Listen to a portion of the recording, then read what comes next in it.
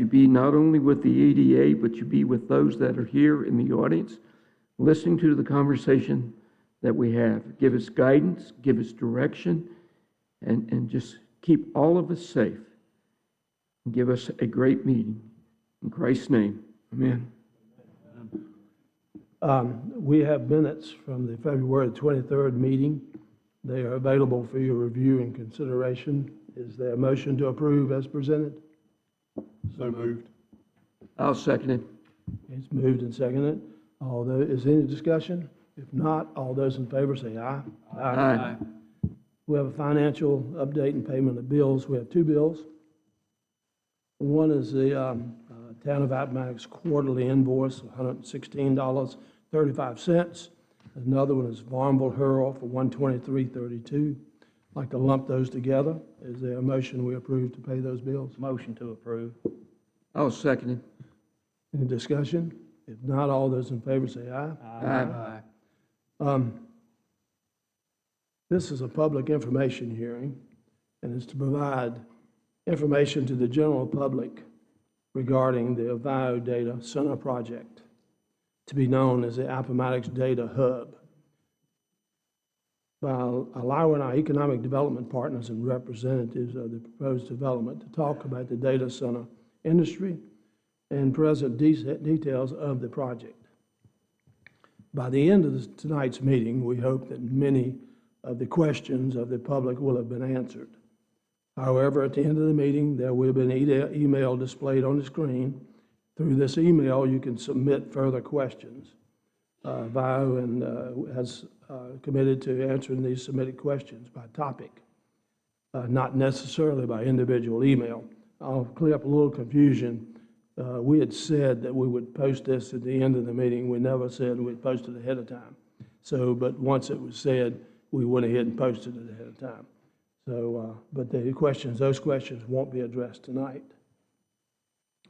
I would like to give you the general rules of the meeting. And all participants must conduct themselves in a respectful and orderly manner. Personal attacks, disruptive behavior, or inappropriate language will not be permitted. The chairman is responsible for maintaining order and reserves the right to ask law enforcement to remove any person being disruptive or inappropriate.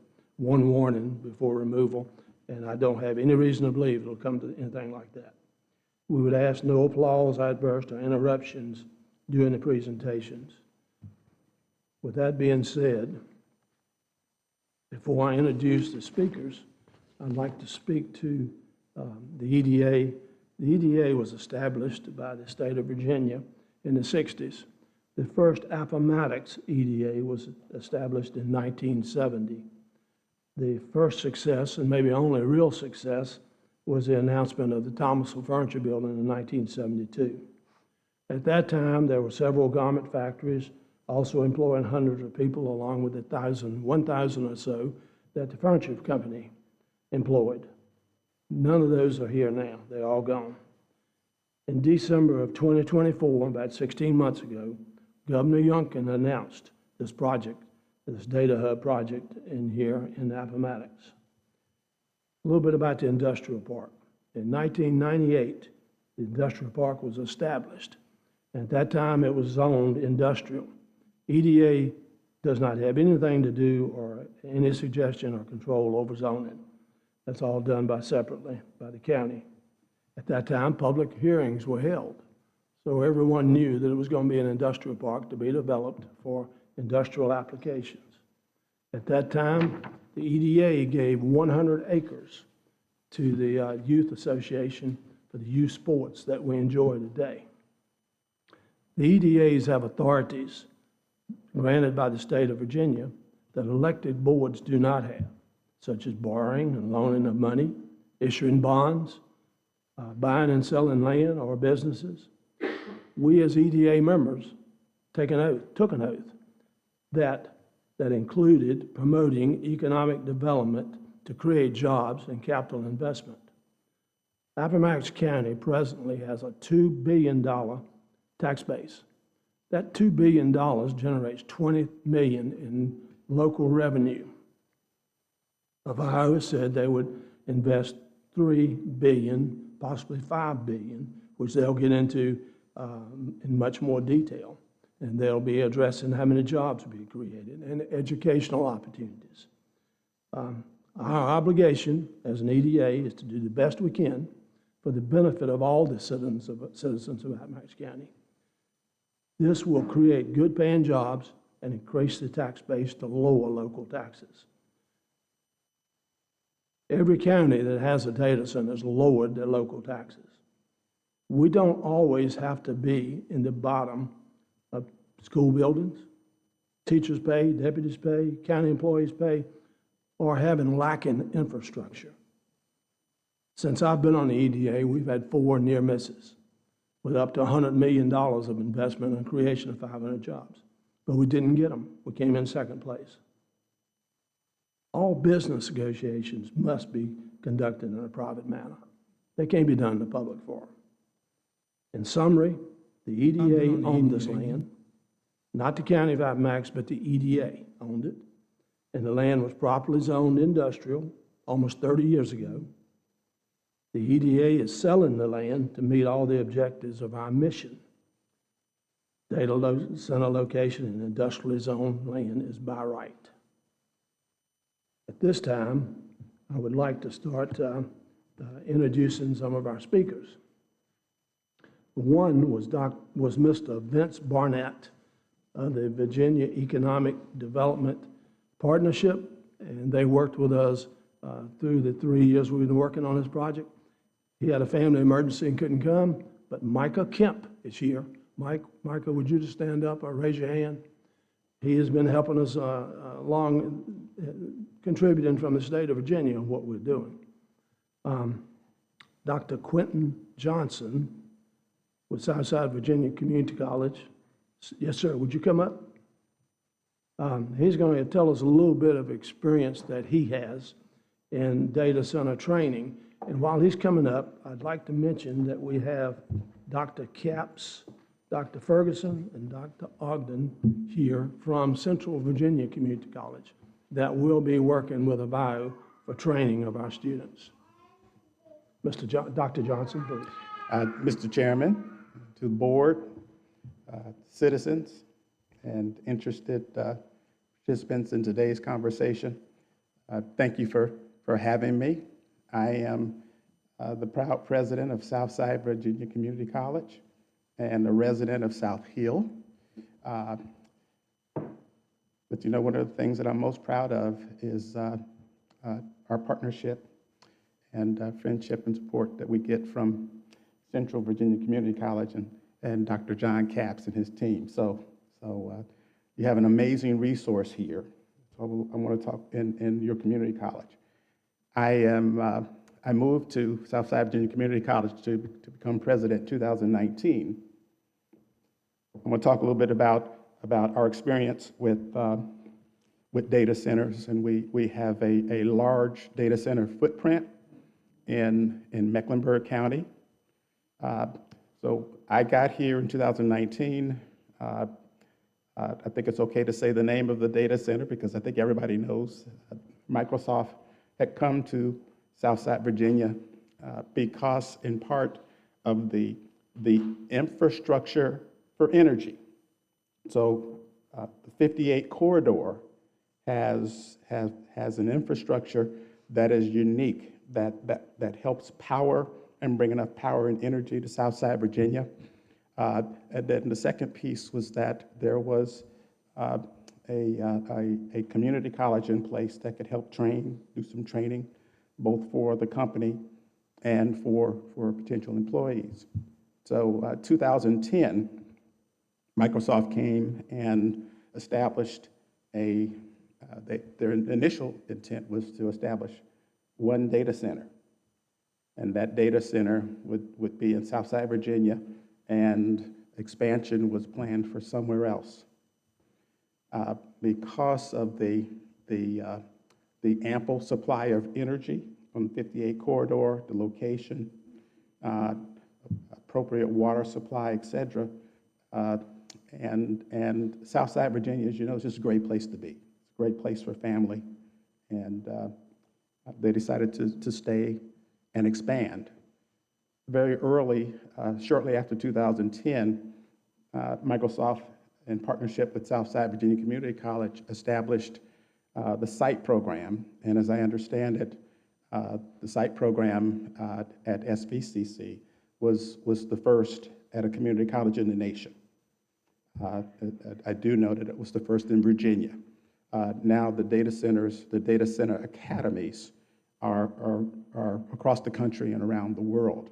What the Data Center Academy, the focus for the Data Center Academy, which was constructed with the support of Microsoft in terms of equipment and personnel and expertise to help train our faculty and get our college up to speed in terms of what are the training needs for a data center environment. I came in 2019. I ran into one issue, moving to rural Virginia. I came here from Greensboro. The Greensboro area has about 700,000 people. And so I said, well, I want to move to Southside Virginia, and housing should be really cheap. That wasn't the case. The housing cost in Southside Virginia was very similar to what it is in Greensboro. And that, in part, is because of the Microsoft infrastructure, meaning the employees of Microsoft and the subsidiary contractors that support the data center industry. The income levels of the people working in Southside Virginia increased, and I'm not going to talk a lot about that, but I do want to share with you that because of the Data Center Academy and our ability to train both college degree-seeking professionals and do effectively short-term training. The certifications for Microsoft, jobs at Microsoft don't all require a college degree, but they do require certifications, and certifications that fall into the basket of community colleges, our mission and our focus, which is getting people to work, improving lives, and it's workforce development and economic development. So that partnership grew, and before we knew it, the one building had become many, many buildings.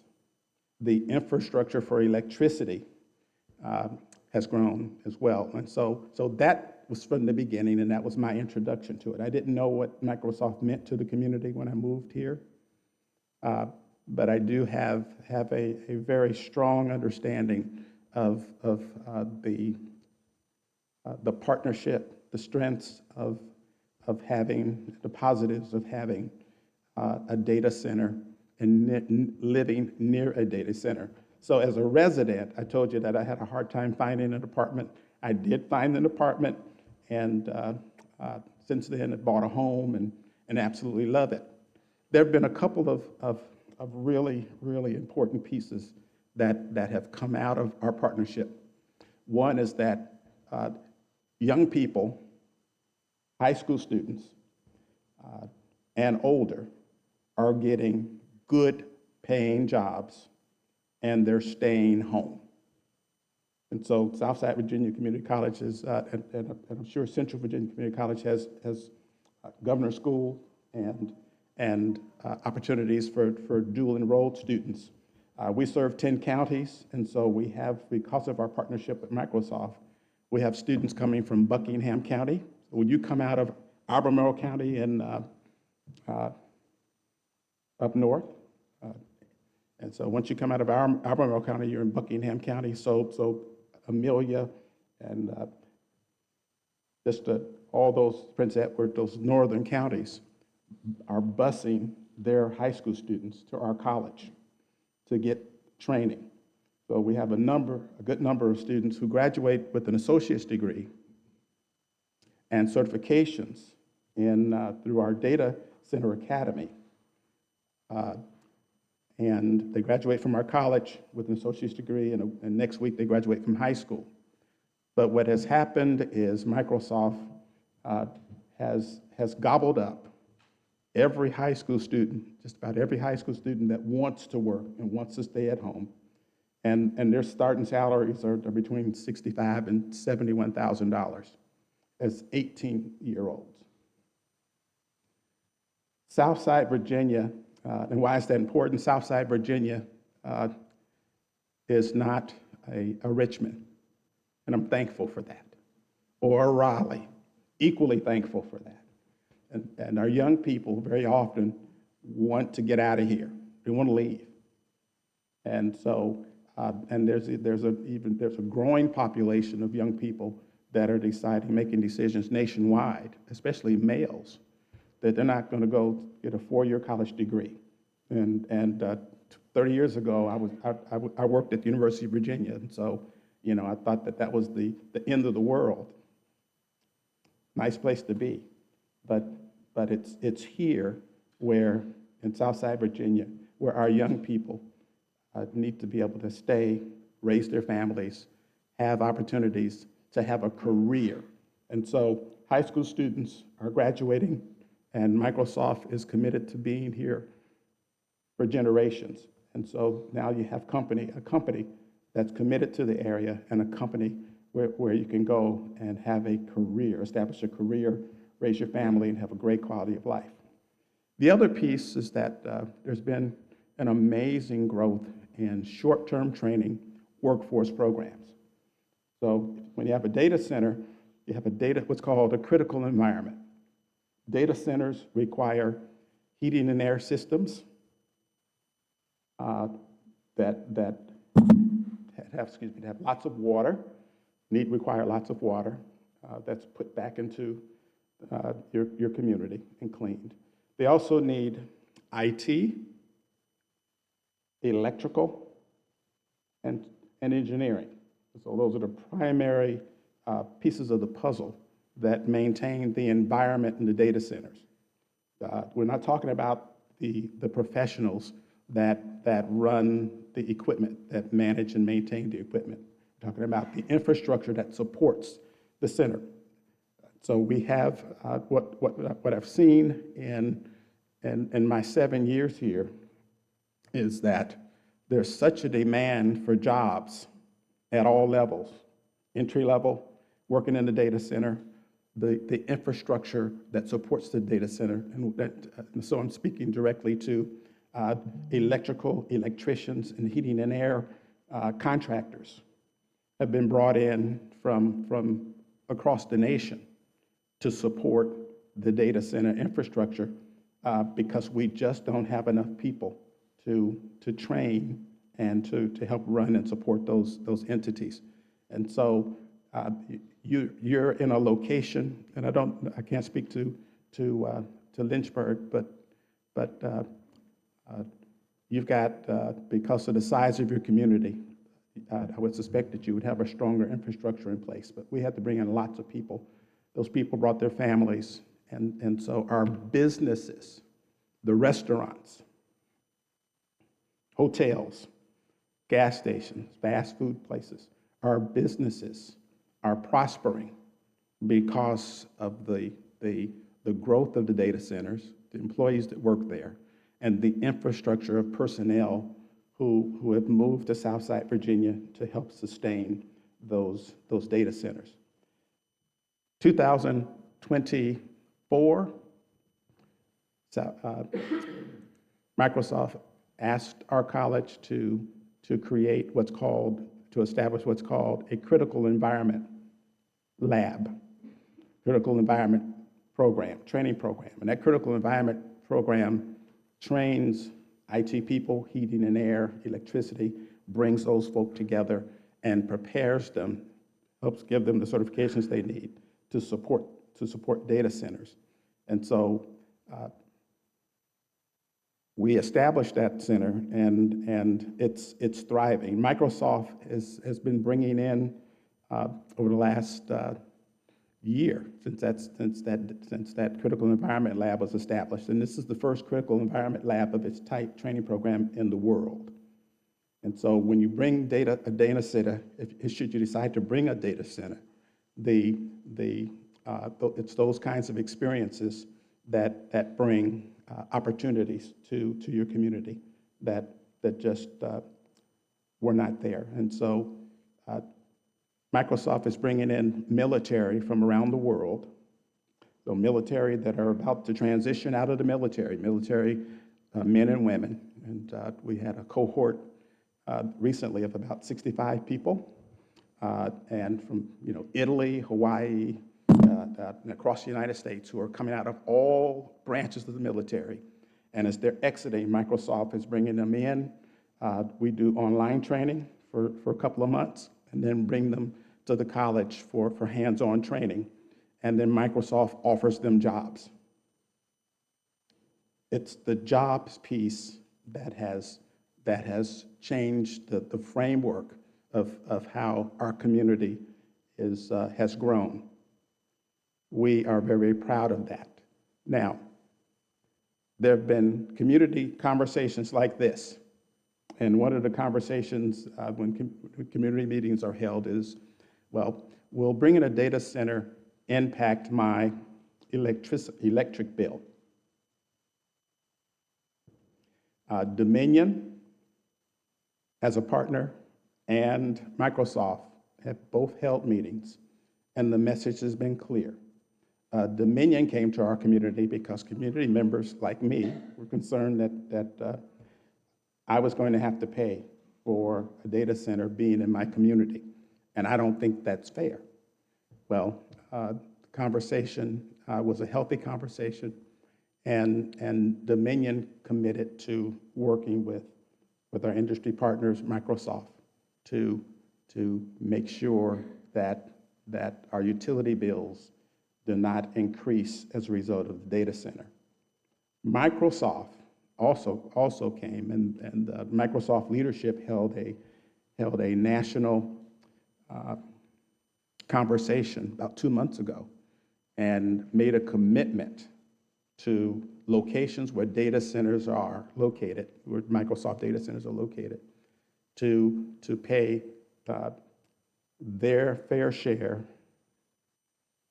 to utilities, and to make sure that the local utilities, the costs are not transferred to consumers, to people that live in the area. So we've had an amazing partnership. To be clear, people that live in and around data centers, it's a different type of place to be. But the benefits are our young people. We have a lot more young people staying home with good paying jobs. People who are 24 and older are getting hired by data centers, and not all of them have backgrounds in technology. And these data centers, our data centers aren't going anyplace. And so folk who used to work in textiles and in other industries that couldn't find employment are now able to find employment in ways that support data centers that have replaced the plants that closed down across Southside Virginia in many places. And so we're starting to see that. Another benefit is that we can't keep up with the demand for training. We have such demand for short-term certification and training. We don't have the facilities to do it, and that's a really good problem to have. And so our training programs are busting at the seams as it relates to supporting programs, heating and air, building trades, construction trades, electricity, and IT.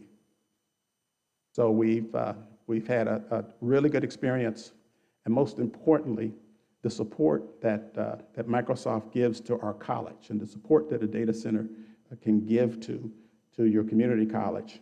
You got to remember, our mission is about getting people to work and economic development. If looking forward, you decide to bring a data center here, not only will your tax base grow, Mr. Chairman, that Mecklenburg County, if you've not been there, has an amazing world-class high school, middle school. And our tax base is just phenomenal. The infrastructure for the city and services is improving and growing. And so I hope that I've shared some information that helps. Data centers are here to stay. They bring opportunities that are today's jobs and tomorrow's jobs. They help sustain our communities and opportunities for careers that are going to be lasting. We used to have careers that you could go and work at a place 25, 30 years, and those kind of disappeared in many places. But with data centers, those are, they appear to be here, and they're here to stay. So I'm very, very proud to share those things with you. I don't have a bone in this conversation. I'm a resident of Southside Virginia first, and I love being here. I love what the data centers have meant to my community. And I talk to a lot of people and I have conversations like this all the time. And unfortunately, we can't ask her, and I can't entertain any questions. But I would like to again share that you have one of the top community colleges in the Commonwealth of Virginia. And should you decide to bring a data center, that's where the metal's going to meet the road, your community college. And so I can't speak for Dr. Capps, but I can tell you that your young people and folks who are 24 years and older who are looking for jobs are going to be thankful should you make a decision to support a data center growth in your area. Thank you. Thank you, Dr. Johnson. We appreciate those words. Now, Mr. Bruce Marharth, he's with Central Virginia Electric Cooperative. He's the COO and kind of runs things up there. So he's going to be here to address your questions about electrification of the data center. Yes, thank you. I'd like to thank the EDA board for allowing me this opportunity to speak tonight. My purpose of speaking tonight is to answer the very questions that we're receiving from our members of the co-op. And we've had some that come in by mail, some by phone. And their questions are, what's the impact on CVEC to serve a data center? And although the data center will be the largest load that we've served to this point, it is not the first time that we've served a large load that requires dedicated facilities. We have other loads that we've built a substation for. We have provided facilities that are just to serve one company.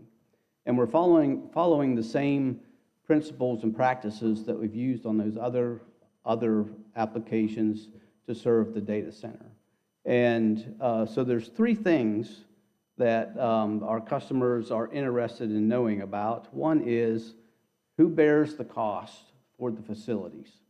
So there'll be transformers, substations, all the equipment that goes with serving a large load like this, and who bears those costs? Those costs get spread to their other members. The policy that we practice for other loads and for the data center is that any customer that requires facilities to be built that are dedicated to that customer only, they pay the cost of the facilities to be built. And the data centers are used to that. That is generally been the practice with all the co-ops in the state, is that when you have a dedicated resource that is that's needed to be constructed for an individual company or service, they pay the cost. So we are establishing that practice. We're working with the data center and Avalio to get those contracts in place, and they will be paying in advance and paying for the total cost of the facilities and the equipment that will be required to provide the service. The second piece is questions that come in from our customers. Okay, the data center pays for the facilities. Who pays for the operation and maintenance of those facilities, because the data center is going to be here, we hope, for a long time. Those facilities we built are 40-year facilities. Who's going to pay for the operation and maintenance? We have rate schedules that are approved by the State Corporation Commission that handle that very question. And the rate schedule provides where we determine the cost of the equipment that will need regular maintenance and regular support, and we establish regular billing that takes place on a weekly or monthly basis to the customer that covers all the cost of operating and maintaining those facilities. So the Avallo will receive billing, and incorporated into that billing will be a facilities charge that covers the cost of the ongoing operation and maintenance of all the facilities that CVC has built that are dedicated for their use.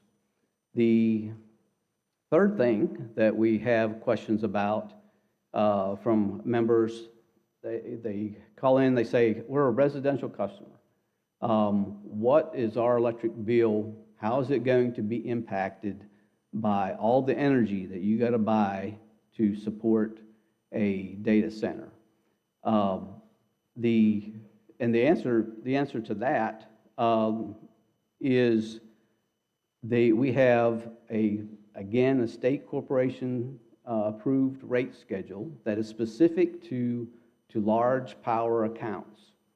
That rate schedule in it clarifies that all of the costs associated with providing power to that facility are covered by that facility. So it's all the costs are, even the costs that are associated with some of the more complex things in power supply that we have to pay for transmission service from the regional transmission operator. We have to pay for capacity. We have to pay for energy.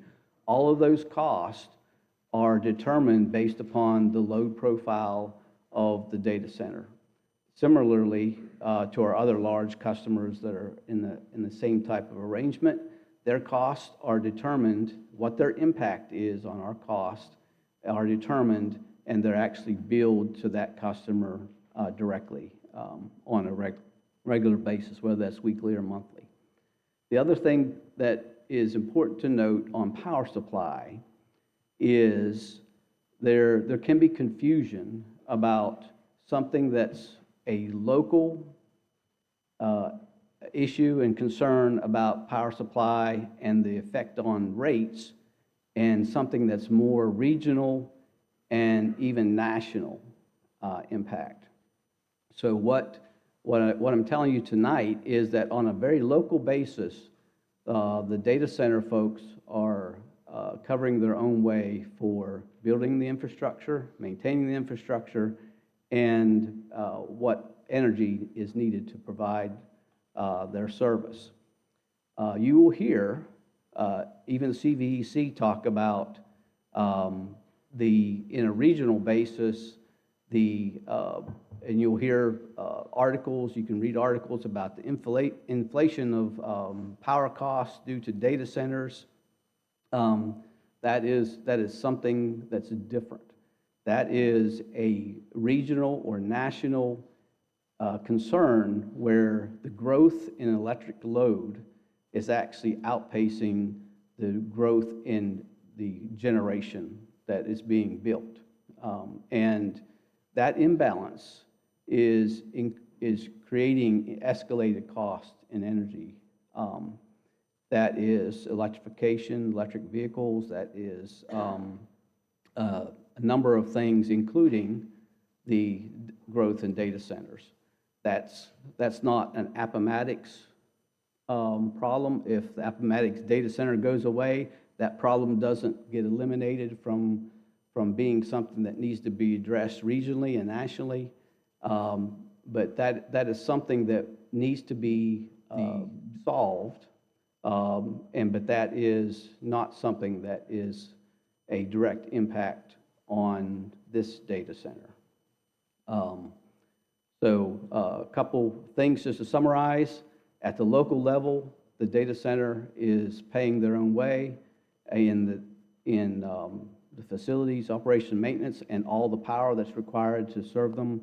You will hear discussions and talks about the escalation in power needs and the escalation in power costs that may be tied to data centers. But that is a regional concern and even a national concern to solve that problem, where the amount of generation being built is balanced against the amount of load that we're experiencing in the country and in the region. Thank you. That's all I have. Thank you, Mr. Marhoff. Now we'll have the Avio representative. It's Mr. John DiLaccio. He's a principal partner, principal member of Avio Digital Partners, and with him is Melody Neal. She's a public affairs lead. With that being said, Mr. DiLaccio. Thank you, Chairman. Thank you, members of the board, and thank you, members of the public that came out to hear us talk a little bit about the economic development project that we have planned in the community. So as the chairman mentioned, my name is John DiLaccio. I'm a principal at Avio. As brief background on Avio, Avio is an infrastructure investment firm. We focus on building new, sustainable infrastructure across the country. Our group was originally founded inside the construction and engineering firm AECOM. That's where our team come from. We're now independent, and we're focused primarily on data centers, including the project here. And Johnny, if you wouldn't mind to the next slide. So before we get into the specifics of the business park, I'd like to give a little bit background on the Commerce Park. As Chairman Bosinger referenced at the beginning, the business park was acquired in 1998 by the Appomattox Economic Development Authority at the instruction of the county supervisors. It is zoned master planned industrial. That means uses are permitted everywhere from light industrial to heavy industrial. And then working with the EDA, what we found is that developing data centers here is the right mix of economic development and right mix of impact. We think that between the two, the amount of jobs created, the types of jobs created, and the environmental impact of this industrial development, which is very minor, is optimal for this community. It's not going to be heavy trucks. It's not going to be heavy manufacturing. It's going to be between 30 and 200 jobs, while at the same time creating meaningful economic development. But before we get into the plans at the park, I wanted to address a little bit about what makes up a data center, just so we can level set about what is the infrastructure that is planned at the business park. As you can see in the top right of the screen, there's a rendering of what a typical building looks like. And that's made up of 5 components. You have the data halls themselves, you have the office area, you have the loading area, you have the emergency backup generation building, and you have the electrical infrastructure. In the top right, we kind of lay out where in the building each of these 5 components are going to be located. So the largest in light blue is the data halls themselves. This is ultimately what comprises the heart of a data center.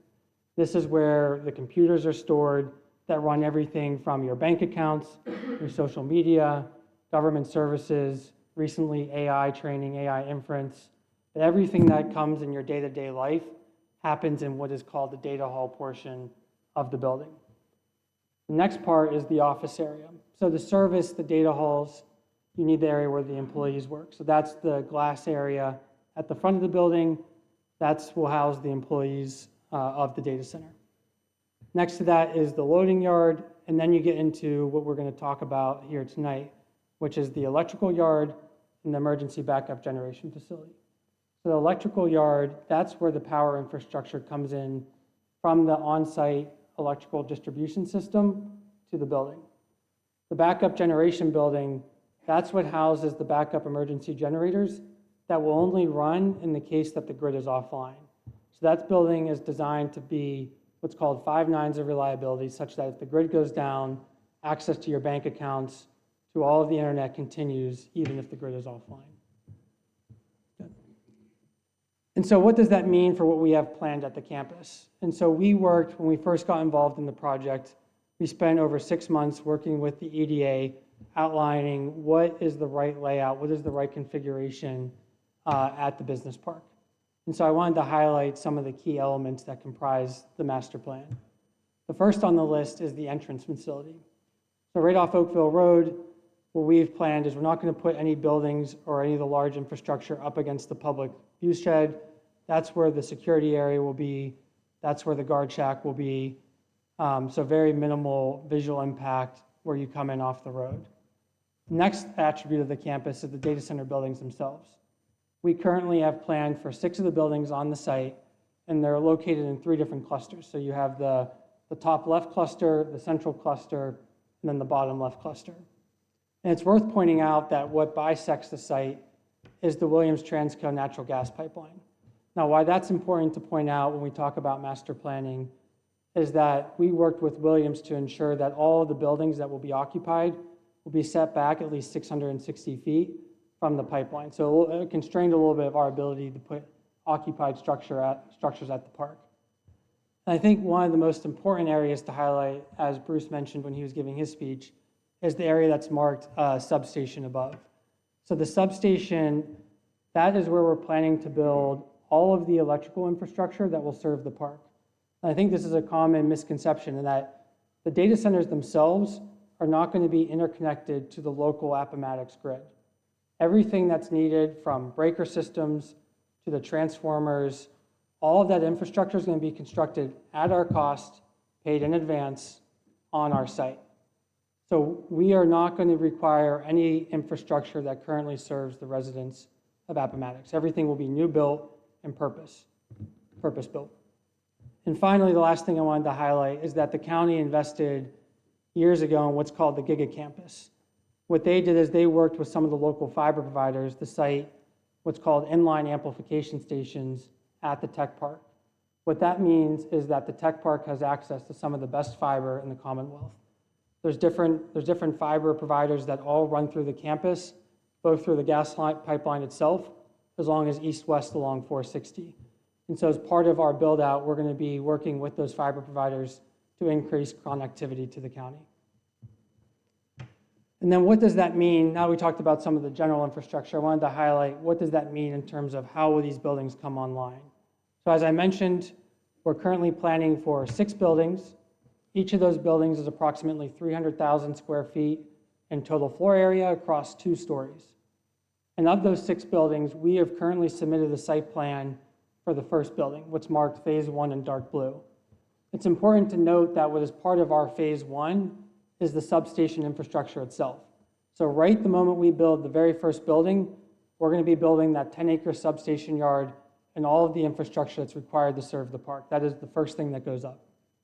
Once the first building is complete, we then have what's planned to phase 2, so the rounding out the northwest portion of the campus, the central portion of the campus, and then phase 3 is identified in the bottom left. Those are the 2 buildings on the bottom left portion of the campus that will be built around the 2030 timeframe. I think it's important to hit, I know I'm going to get to some of the questions that we were able to see ahead of the meeting, but I did want to make sure we cover again the site utilities that will serve the tech park, both what is the existing infrastructure and what's our plan to build or enhance that infrastructure. So we'll start with power. So on power, there's an existing Dominion substation right across 460 called the South Creek substation. So again, we're going to be paying to extend the line over existing right-of-way into the park. On our park, we're going to pay for 100% of the cost that's required to serve the tech park, and that will continue to be built out ahead of any building that comes online. Next up, as I mentioned, is the fiber infrastructure. There's already existing fiber infrastructure that runs both along the natural gas pipeline as well as I-460. So we're going to be using fiber that's already laid in the street, and we're going to be amplifying that on our campus as well. And finally, water. Water, the tech park is currently served by a 12-inch water main that's at the corner of Industrial Park Lane. It's important to note that when we looked at the site, and again, I'll come back to this, but what we're planning here is not what you hear about in Northern Virginia. You know, it's not what you're hearing about where you're seeing data centers lining the highway, data centers that were built 10 or 15 years ago. What we're planning is the best-in-class modern technology that's going to be used to cool this data center. And so what that means on a practical level is that when the EDA acquired the site in 1998, they allocated a fixed water supply, a fixed contract amount to the tech park. Across our entire campus build, we're going to be using less than a third of that. And what that means in terms of your everyday building, it means that the average building use alone for one building, one 300,000 square foot building, uses about the same amount of water as the 7th hole of a golf course in the community. It's less water than an In-N-Out burger. It's less water than a car wash. Each one of these buildings is roughly 15 individual homes of water use. So, I mean, we hear you about the concern on water use, but that is not what we have planned here. And so that brings me to the next part, staffing, and I'll echo a little bit about what Dr. Johnson said, that these are good, high-paying jobs. We are very transparent when you compare a very heavy industrial use. This is not thousands and thousands of jobs, but we don't believe that that's appropriate for this community either. What we anticipate is that each of these 6 buildings will have between 30 to 35 or 40 jobs, and every one of those jobs will be good, high-paying jobs. We've established, not only working with Dr. Johnson, but with Jason Ferguson, Dr. Coggs, we're working to set up those same programs that are being used in Southside and in Loudoun County to bring it to Central Virginia. And that our plan and our goal is to train the local workforce that the good jobs that are produced at this data center can go to local residents of the county. And then, moreover, just the jobs themselves, I did want to touch on the general economic impact. And so I'll speak to this in 2 different ways. There's what's the employment impact and what's the tax impact. And then again, what's the impact during construction and what is your ongoing impact once these facilities are built. So starting with construction, apologies, throat's running dry, but starting with construction, the average building will employ roughly 150 people at any given time. What that means in practicality is that there's thousands of individual employees that go into different jobs types that go into designing these buildings, transporting the infrastructure to the site, constructing it. Thank you. And ultimately, once a given building comes online, that translates to, again, on average, roughly 33 full-time jobs. And what that means in terms of on tax impact, there's 2 ways that there'll be tax benefits to the county. One is the property tax itself, and the second is the machine and tools tax. So not only is the building itself taxed, but all the computer equipment and cooling equipment that comes into the building also brings local tax revenue. And so for the first building alone, that can mean between $10 and $20 million per year of new tax revenue for the community. Again, once this campus is fully built out, as you can see in the top chart, the bottom row, that's over $65 million of new tax revenue. That's multiples of the county's current budget. So what you see a lot of what Dr. Johnson was speaking to in terms of what new schools, new infrastructure, that's not our decision to make, but we believe that this tax revenue can meaningfully contribute to the community. And actually, if you go back. And I do want to touch on the multiplier effect of economic development too. Again, we hired a third-party firm that ran these numbers, but when you look at not only the jobs that are directly created on construction during operation, it's roughly 3 to 4 times that number of supporting jobs. So that's your restaurants, your hotels, your food trucks, trucking services, landscaping, maintenance, all of those, a whole industry of jobs comes up to support this type of infrastructure development. And in total, once all 6 buildings are built, that can be over $700 million of new economic activity for the county. So when we talk about total economic impact of $2 billion in this county, this is a meaningful amount of new economic development.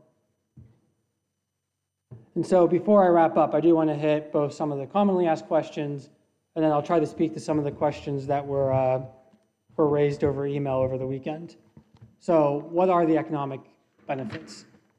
Data centers themselves generate significant capital investment. Speaking to that, that's over $60 million of new annual revenue once stabilized.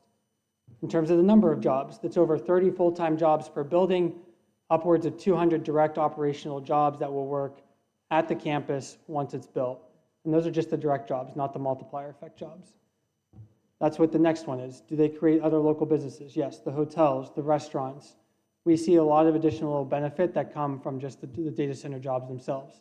These are good, high-paying jobs, and we're committed to working with you all, with the community college, to make sure that we have job training programs in place, that the people who work at this building and at this facility will be local to this community.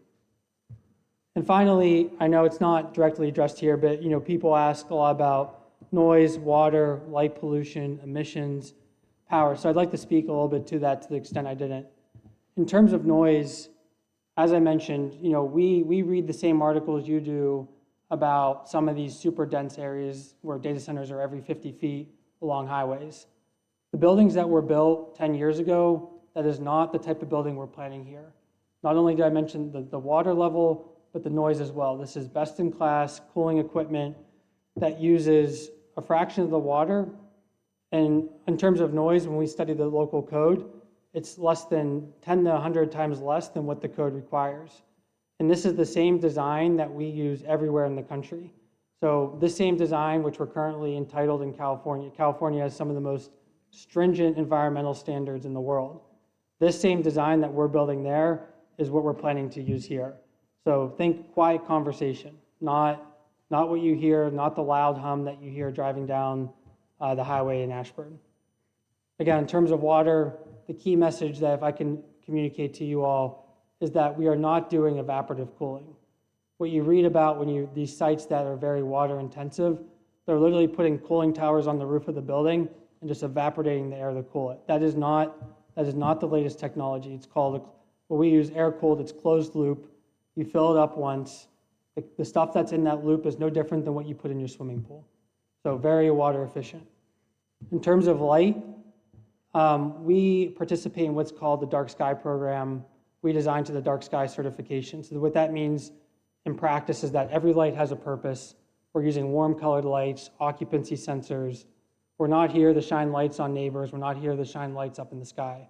And that's a design standard that all of our buildings meet. In terms of emissions, the Commonwealth of Virginia actually has some of the most stringent air emissions, and everything that we put on site, whether it's used full-time or emergency use, in this case emergency use, is still regulated by the Department of Environmental Quality. So everything, the permits we require are some of the most stringent in the country. Everything we do, emergency use only, and even then will be fully permitted with the state. And finally, with power, I know I probably sound like a broken record, but it is worth mentioning that our plan is not to interconnect into the local distribution grid. Everything we do is self-built, paid by ourselves on our site. And so I guess with that, I did have a few renderings that we're excited to share. I know there's still early days in terms of the rendering, but we spent a lot of time studying the architecture in the community, and we're very excited to continue to bring this project forward. And we thank you for your support. And thank you guys for your time. Thank you, Mr. DeLaccio. That was very good. We're going to move on to the regular business of our EDA meeting. The next item for discussion is recommendations for the EDA Board of Directors. Mr. Abbott resigned from the EDA Board at the end of his term, so a replacement is needed. This is a 4-year term and will expire December 31st, 2029. And so we were going to ask the directors of this board for a recommendation that could be forwarded to the Board of Supervisors to see if they could make that appointment.